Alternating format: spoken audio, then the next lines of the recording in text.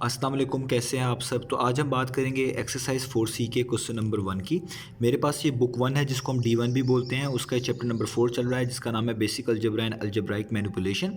तो मैंने इस चैप्टर की सेपरेट प्लेलिस्ट बनाई हुई है और उसी प्लेलिस्ट में मैं इस चैप्टर के जितने भी एक्सरसाइजेज हैं उनके क्वेश्चन अपलोड करता रहता हूँ। तो अगर आपने कोई क्वेश्चन फाइंड करना हो चैप्टर नंबर 4 का तो वो आपको इसी प्लेलिस्ट में मिलेगा, जिसका लिंक मैंने डिस्क्रिप्शन में दे रखा है। तो आप वो लिंक डिस्क्रिप्शन में देख सकते हैं। तो आइए स्टार्ट करते हैं इसके क्वेश्चन नंबर 1 को। तो क्वेश्चन नंबर 1 में लिखा हुआ है simplify each of the following expressions. तो यहाँ ए से लेके डी तक जो जितने भी पार्ट लिखे हुए हैं हमने इनको सिंप्लीफाई करके दिखाना है। सिंप्लीफाई का मतलब है इनको इस तरीके से सॉल्व करना है कि जब हम इसको बिल्कुल फाइनल फॉर्म में ले आएँ, उसमें किसी भी किस्म की मजीद सिंप्लीफिकेशन ना हो रही हो, किसी भी किस्म का मजीद सोल्यूशन ना बन पा रहा हो। यानी आपने इसमें एलसीएम्स भी लेने हैं, लाइक टर्म्स को भी अलहदा करना है, उनको प्लस माइनस जो हो रहे हैं वो करना है और फाइनल फॉर्म में आंसर लिखना है। वही हमारी सिंप्लीफिकेशन यहाँ पे कहलाएगी। तो आइए स्टार्ट करते हैं इसके पार्ट नंबर ए के साथ। तो ये मैंने यहाँ पे पार्ट नंबर ए लिख लिया है। तो सबसे पहले जो इन क्वेश्चंस में हमने काम करना है वो ये करना है, हमने लाइक टर्म्स अलहदा करनी है। यानी वो टर्म्स जो हमें एक जैसी लग रही हैं उनको सेपरेट कर लेना है, उनको इकट्ठा कर लेना है। अब यहाँ पे आप देखें एक्स वाली टर्म्स भी हैं, वाई वाली टर्म्स भी हैं। तो जो एक्स वाली टर्म्स हैं उनको सेपरेट करना है और जो वाई वाली टर्म्स हैं उनको सेपरेट करना है। तो एक चीज़ आपने ख्याल रखें, यहाँ पे जो लिखा हुआ है 1/4 और आगे एक्स लिखा हुआ है। ये जो एक्स है ये बेसिकली ऊपर वाले नंबर से मल्टीप्लाई हो रहा होता है, या हम इसको ऐसे भी कह सकते हैं ये एक्स पूरा 1/4 से मल्टीप्लाई हो रहा है। तो हम इस चीज़ को इस तरह लिख लिया करेंगे आसानी के लिए कि x को 1 टाइम्स कर लें। तो x 1 टाइम्स कितना होता है, वो होता है x। तो इसको लिखेंगे x और नीचे 4 वैसे का वैसे ही आ जाएगा। तो ये वाली टर्म तो मैंने लिख ली है। अब इसी जैसी टर्म मैंने एक और लिखनी है यहाँ से उठाकर और इन सबको इकट्ठा करना है। तो ये दूसरी टर्म जो x जैसी है वो यहाँ पे लिखी हुई है -1/6x। तो इसको भी लिख लूँगा। तो इसके पीछे माइनस का साइन है तो यहाँ पे लिखूँगा माइनस x 1 टाइम्स x और नीचे आ जाएगा आपके पास 6। तो ये x वाली टर्म्स इकट्ठी हो गई। अब y वाली टर्म्स इकट्ठी कर लेते हैं। तो ये y वाली टर्म है, तो ये है पॉजिटिव 1/5y। यानी 1/5 का मतलब है कि y को 1 टाइम्स कर लें। तो y 1 टाइम्स कितना हो जाएगा y, तो मैं इसको y ही लिख लेता हूँ ताकि मुझे बाद में चेंज ना करना पड़े। और नीचे आ जाएगा 5 और लास्ट वाली टर्म जो y की है वो यहाँ पे लिखी हुई है -1/10y। इसका मतलब भी यही है कि y को 1 टाइम्स कर लें, यानी लिखें -y 1 टाइम्स y और नीचे क्या आ जाएगा 10। तो आप देखें x वाली टर्म्स अलहदा हो गई हैं, y वाली टर्म्स अलहदा हो गई हैं। एक चीज़ का ख्याल रखिएगा कि हर दो टर्म्स लिखने के बाद, हर दो फ्रैक्शंस लिखने के बाद तीसरी फ्रैक्शन कोशिश करिएगा अगर पॉजिटिव वाली मौजूद है तो वो लिखें, नेगेटिव वाली बाद में लिखें। इससे क्वेश्चन थोड़ा सा आसान रहेगा। अब हम इसका लेंगे एलसीएम। तो 4 और 6 का एलसीएम वो हम यहाँ पे ले लेते हैं। तो ये बहुत इजी है, मैं फिर भी यहाँ पे करके दिखा रहा हूँ। तो ये दोनों 2 के टेबल पे आते हैं। तो 2 टाइम्स 4, 2 3 टाइम्स 6 होता है। अभी दोनों अपने अपने टेबल पे आते हैं। तो पहले 2 1 टाइम्स 2 कर लेता हूँ, 3 को वैसे लिख लेता हूँ। और अब 3 को 1 टाइम्स 3 लिख लेता हूँ और ये 1 वैसे लिख लेता हूँ। आप लोग जानते हैं जब 1 आ जाए तो उसको बस वैसे ही नीचे उतारते जाते हैं। इनको मल्टीप्लाई करते हैं तो वो उसका एलसीएम कहलाता है। तो 2 टाइम्स 4 होता है और 4 को 3 टाइम्स कर लें तो 12 आता है, यानी इसका एलसीएम आ गया 12। तो 4 और 6 का एलसीएम यहाँ पे आ गया 12। अब क्या करना होता है हमने, अब हमने इस जो यहाँ से देखना शुरू करते हैं, पहली फ्रैक्शन का जो डिनोमिनेटर होता है इधर से देखना शुरू करते हैं। यहाँ पे जो भी नंबर लिखा होगा हमने ये देखना है कि उसके टेबल में 12 कहाँ पे आता है। तो 4 के टेबल में 12 कहाँ पे आता है, 4 के टेबल में 12 आता है 4 3 टाइम्स 12। तो कितने टाइम्स आता है वो, 3 टाइम्स आता है। तो ये इसका आंसर कहलाता है। तो 3 इसका क्या कहलाएगा, आंसर। तो जो आंसर आता है उसको ऊपर वाली वैल्यू जो भी लिखी होती है उससे मल्टीप्लाई कर देते हैं। तो 3 को x से मल्टीप्लाई करेंगे तो ये हो जाएगा 3x, माइनस का साइन। अब आगे 6 लिखा हुआ है तो 6 के टेबल में देखना है 12 कहाँ पे आता है। तो 6 2 टाइम्स 12 होता है। 6 कितने टाइम्स 12 होता है, 6 होता है 2 टाइम्स 12। तो जितने टाइम्स होता है उसको वो आंसर होता है, उसको ऊपर वाले नंबर से मल्टीप्लाई करा देंगे। तो 2 को x से मल्टीप्लाई करेंगे तो यहाँ पे आ जाएगा 2x। याद रखें बेसिक प्रोसेस जो हम फॉलो कर रहे होते हैं वो ये कर रहे होते हैं कि इस एलसीएम को 12 को इस नंबर पे डिवाइड कर रहे होते हैं, जो आंसर आता है उसको ऊपर वाले से मल्टीप्लाई कर रहे होते हैं। इस डिवाइड वाले प्रोसीजर को हम यही चीज़ बोलते हैं जो मैं यहाँ पे कर रहा हूँ। यानी डिवाइड का मतलब यही होता है कि इसके टेबल पर ये चीज़ कहाँ पे आती है, तो वो जो आंसर आता है उसको हम ऊपर से मल्टीप्लाई करते हैं। यही प्रोसेस हमने आगे क्वेश्चन में भी फॉलो करना है। प्लस का साइन, 5 और 10 का एलसीएम। वैसे याद रखें आपको कि जब भी दो नंबर ऐसे लिखे हों जिसमें जो दोनों एक ही टेबल पर आते हों, जैसे 5 और 10 दोनों एक ही टेबल पे आते हैं, तो अक्सर बड़ा वाला नंबर ही एलसीएम होता है, यानी 10 ही एलसीएम होता है। अदरवाइज़ आप लोगों के पास ये प्रोसेस है, आप इसको बेसिकली निकाल सकते हैं। तो यहाँ पे मैं कर लेता हूँ इसको। 5 और 10 का जो हमारे पास एलसीएम है वो निकलेगा 5 1 टाइम्स 5 और 5 2 टाइम्स 10, और आगे हमारे पास ये दोनों 1 तो वैसे ही आप उतारेंगे और 2 को 1 टाइम्स 2 कर देंगे, तो 5 2 टाइम्स कितना आ गया 10, यानी इनका जो एलसीएम आता है वो आता है 10। अब फिर दोबारा पहली वाली फ्रैक्शन के डिनोमिनेटर से स्टार्ट करेंगे। 5 के टेबल में ये वाला एलसीएम यानी 10 कहाँ पे आता है, तो 5 के टेबल में 10 आता है 2 टाइम्स, तो जो आंसर आया वो आया 2, और उसको आप y से मल्टीप्लाई करेंगे, तो 2 को y से मल्टीप्लाई करेंगे तो हो जाएगा 2y। अब माइनस का साइन हम लिखेंगे, और अब यहाँ पे चलते हैं, तो यहाँ पे लिखा हुआ है 10, 10 के टेबल में 10 कहाँ पे आता है, तो ये तो बहुत इजी है, आपको पता है 10 1 टाइम्स 10 होता है, तो आंसर आया 1, तो 1 को ऊपर वाली वैल्यू से मल्टीप्लाई कर देंगे, 1y टाइम्स कितना होता है 1y। अब इसको मज़ीद सॉल्व कर लेते हैं, तो 3 में से 2 माइनस हो रहे हैं तो सिंपल x बचेगा, 3 माइनस 2 x लिख लें या 1x लिख लें, दोनों का मतलब सेम होता है। नीचे 12 बचेगा, प्लस का साइन आएगा, 2 में से 1 माइनस करेंगे तो जस्ट 1y बचेगा, इस 1y लिख लें या सिंपल y लिख लें, एक ही मतलब है, और नीचे 12 आ जाएगा। इसी चीज़ को आप ऐसे भी लिख सकते हैं, x को अलग करके, यानी 1/12x प्लस 1/10y, तो यही चीज़ मैंने इस तरह लिख ली है। इन दोनों के मीनिंग सेम ही है, ये x 1 से मल्टीप्लाई होगा तो x ही आ जाएगा, और y 1 से मल्टीप्लाई होगा तो y आ जाएगा। तो ये हमारे पास आ गया इसके पार्ट नंबर ए का आंसर। तो ये था हमारे पास इसका पार्ट नंबर ए। अब चलते हैं इसके पार्ट नंबर बी की तरफ। तो अब हमने यहाँ पे ये पार्ट नंबर बी लिख लिया है, तो इसको भी हम पहले इसी तरीके से करेंगे कि इसमें जो टर्म्स एक जैसी है उनको अलग करेंगे और बाकियों को अलग करेंगे।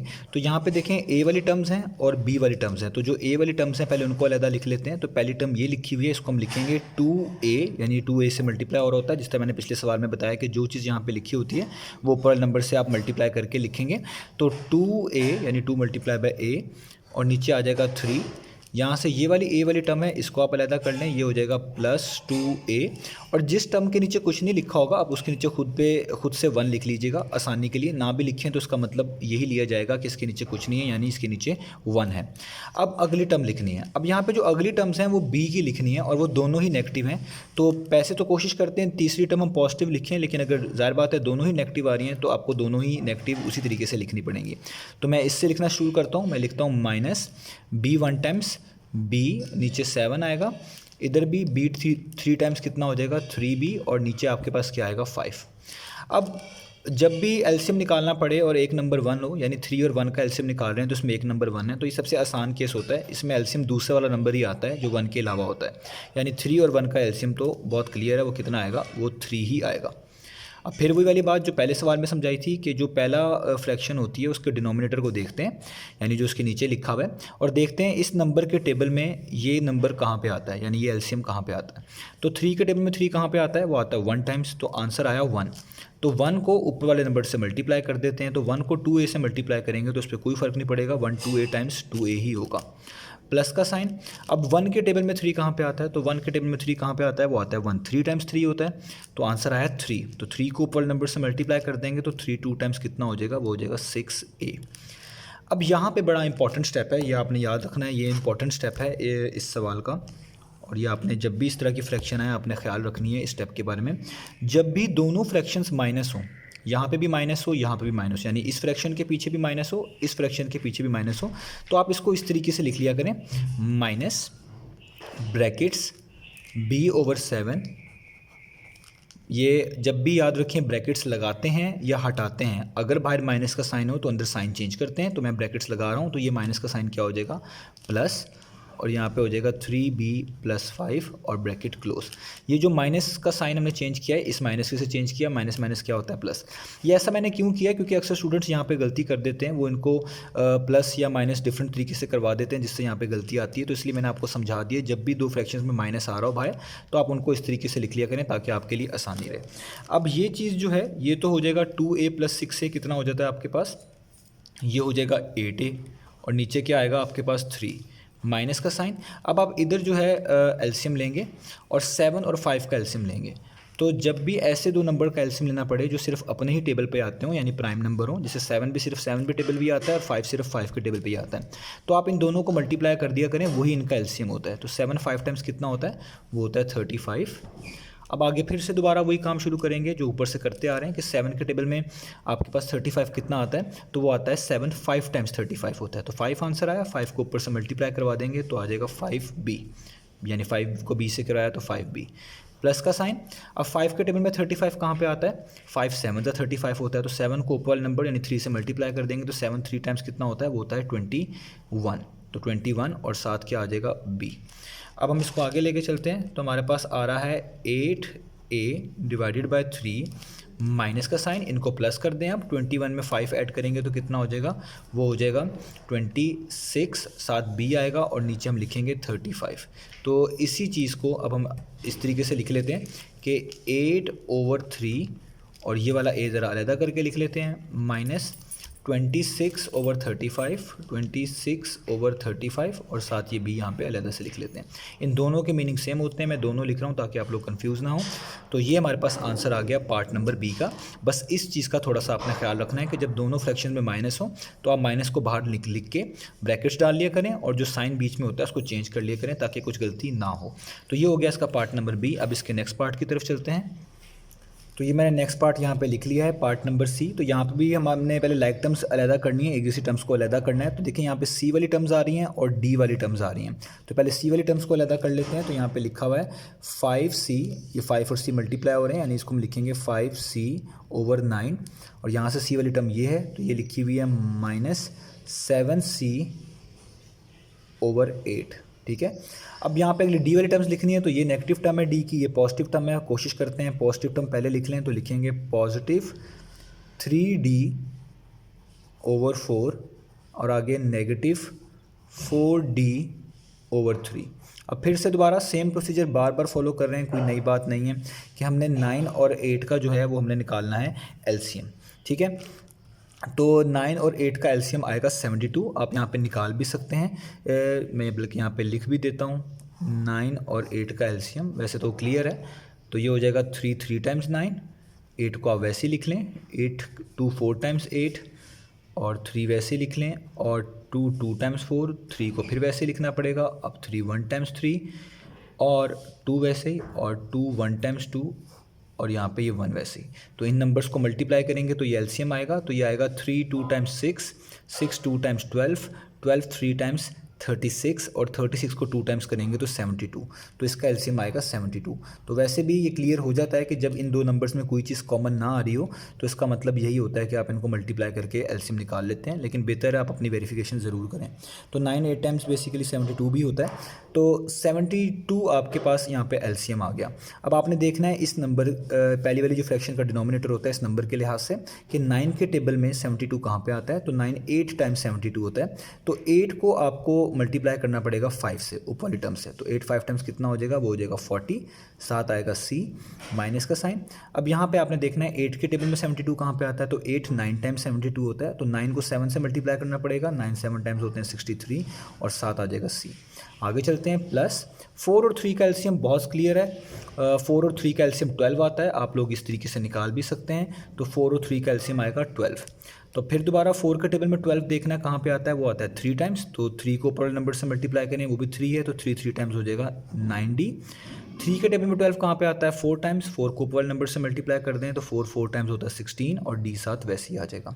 अब आपने यहाँ पे मल्टीप्लाई माइनस करना है, प्लस माइनस माइनस, छोटे नंबर में से बड़ा नंबर माइनस हो रहा है। तो 40 में से आपने 63 जो माइनस कर रहे हैं इसको आप इस तरीके से करेंगे कि पहले 63 में से 40 माइनस कर दें, क्योंकि प्लस माइनस माइनस हो रहा है, तो 63 में से 40 माइनस कर दें। तो 63 में से जब आप 40 माइनस करेंगे तो आपके पास आएगा 23, c साथ वैसे ही लिखना पड़ेगा, नीचे आपने 72 लिखना पड़ेगा वैसे का वैसे ही, और साइन बड़ी वैल्यू का। तो 63 बड़ी वैल्यू है, उसके पीछे माइनस है, तो यहाँ पे आप लगाएंगे माइनस। आगे आएगा प्लस का साइन। अब देखिए मैंने सी को यहाँ पे खुद ही अलहदा करके लिख लिया, आप इसको ऊपर ही लिख लें तो भी सही है, या इसको इस तरह करके थोड़ा सा अलहदा करके लिख लें तो भी एक ही मतलब है।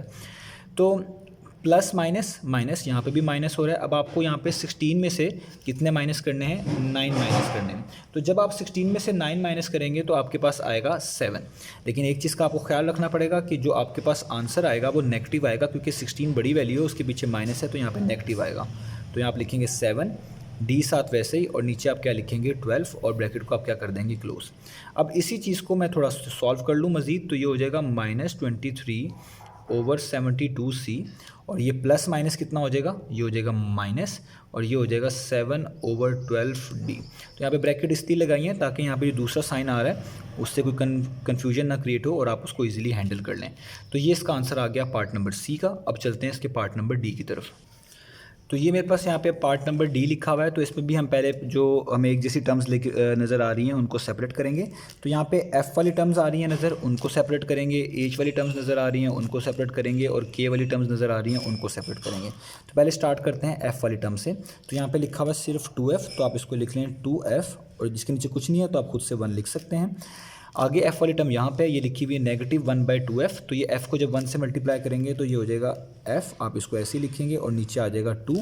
अब आगे h वाली टर्म्स हम इकट्ठी करते हैं। अब देखें h वाली टर्म में ये वाली टर्म जो है ये नेगेटिव है, और यहाँ पे जो h वाली टर्म लिखी हुई है वो पॉजिटिव है। तो मैंने आपको कहा था हर 2 टर्म्स के बाद कोशिश करिएगा पॉजिटिव टर्म लिखें इन क्वेश्चंस में, उससे आपको थोड़ी आसानी रहेगी। तो मैं पहले ये वाली टर्म लिख लेता हूँ। तो इसके पीछे पॉजिटिव था तो मैं लिखूँगा पॉजिटिव 5h/4, ये 5h से मल्टीप्लाई होकर मैंने लिखा हुआ है 5h। और अगली फिर नेगेटिव वाली लिख लेता हूँ, वो है -5h/3, ये 3 वाली है। अब आगे ये आपके पास f वाली हो गई, h वाली होगी, k वाली रहेगी। तो ये यहाँ से शुरू करता हूँ पॉजिटिव वाली से लिखना। तो ये है पॉजिटिव 9k/4, और ये दूसरी ये है -28k/5। अब आपने जैसे इनका एलसीएम लेना है, तो 1 और 2 का एलसीएम तो बहुत सिंपल होता है। 1 और 2 के केस में 2 ही एलसीएम आएगा। 1 के टेबल में 2 कहाँ पे आता है, वो आता है 2 टाइम्स, तो आंसर आया 2। 2 को ऊपर वाले नंबर से मल्टीप्लाई कर दें, 2 टाइम्स 4 होता है, तो ये हो जाएगा 4f। 2 के टेबल में 2 कहाँ पे आता है, वो आता है 1 टाइम्स, तो 1 को ऊपर वाले नंबर से मल्टीप्लाई कर दें, 1f टाइम्स कितना होता है, वो होता है 1f। प्लस 4 और 3 का एलसीएम अभी ऊपर भी निकाला था, बताया था 4 और 3 का एलसीएम होता है 12, तो यहाँ पे आ जाएगा 12। 4 के टेबल में 12 कहाँ पे आता है, वो आता है 3 टाइम्स, तो 3 को पर नंबर से मल्टीप्लाई कर दें, 3 5 से कितने हो जाएंगे 15, और 8 7 वैसे ही। 3 के टेबल में 12 यहाँ पे कहाँ पे आता है, तो वो आता है 4 टाइम्स, तो 4 को ऊपर वाले नंबर से मल्टीप्लाई करेंगे तो 4 5 टाइम्स कितना आ जाएगा 20, और यहाँ पे आ जाएगा एज। तो 4 के टेबल में जितने टाइम्स 12 आता था वो आता था 3 टाइम्स, इसलिए मैंने 5 से ऊपर मल्टीप्लाई किया 3 को, तो 3 5 15 है। और 3 के टेबल में 12 4 टाइम्स आता था, तो इसलिए 4 को 5 से मल्टीप्लाई किया ऊपर, तो वो आया 20। आगे चलते हैं, प्लस 4 और 5, तो 4 और 5 का एलसीएम भी आप निकाल भी सकते हैं, वैसे भी क्लियर है, मैं यहाँ पे लिख भी देता हूँ कि 4 और 5 ये हो जाएगा 2 टाइम्स 4, 5 वैसे ही, 2 1 टाइम्स 2, 5 वैसे ही, और 5 1 टाइम्स 5, और ये वाला 1 वैसे ही। तो 5 2 टाइम्स 10, और 10 2 टाइम्स 20, तो 20 इसका एलसीएम आता है, तो यहाँ पे आप लिख लें 20। तो 4 के टेबल में 20 कहाँ पे आता है, वो आता है 5 टाइम्स, तो 5 को 9 से मल्टीप्लाई करना पड़ेगा, 5 9 टाइम्स होता है 45, यहाँ पे आ जाएगा के माइनस का टाइम। अब यहाँ पे देखें 5 के टेबल में 20 कहाँ पे आता है 4 टाइम्स, 5 4 20 होता है, तो 4 टाइम्स आता है। तो 4 को आपको 28 से मल्टीप्लाई करना पड़ेगा, क्योंकि ऊपर 28 लिखा हुआ है। तो जब आप 4 को 28 से मल्टीप्लाई करेंगे आपके पास 112 आएगा, और साथ आएगा के। अब इनको सॉल्व कर लेते हैं। तो 4f माइनस f, 4 में से 1 माइनस करेंगे तो आपके पास आएगा 3, और साथ आएगा f, और यहाँ पे आ जाएगा 2। अब यहाँ पे बड़ा इंपॉर्टेंट है, ये आप ध्यान से देखिएगा इस चीज़ को, कि ये प्लस माइनस क्या हो रहे हैं, माइनस, प्लस माइनस माइनस। तो 20 में से जब आप 15 निकालेंगे तो आपके पास आंसर आएगा 5। 8 साथ वैसे लिखना पड़ेगा, नीचे 12 साथ वैसे लिखना पड़ेगा। अब क्योंकि छोटे नंबर में से बड़ा नंबर माइनस कर रहे हैं, तो आपके पास यहाँ पे क्या आएगा, माइनस का साइन, और पीछे प्लस का साइन है, तो प्लस माइनस क्या हो जाएगा, माइनस। तो आप यहाँ पे डायरेक्ट क्या लिख सकते हैं, माइनस। तो याद रखें मैंने क्या किया, 20 में से 15 माइनस किए हैं, तो आंसर आया है 5। एच वैसे ही, 12 वैसे ही, क्योंकि छोटी वैल्यू में से बड़ी वैल्यू माइनस हो रही है, तो नेगेटिव साइन आना था, तो उस नेगेटिव ने इस पॉजिटिव को क्या कर दिया, नेगेटिव, क्योंकि नेगेटिव पॉजिटिव कितना होता है, नेगेटिव। तो आप डायरेक्ट ही यहाँ पे क्या लिखेंगे, नेगेटिव।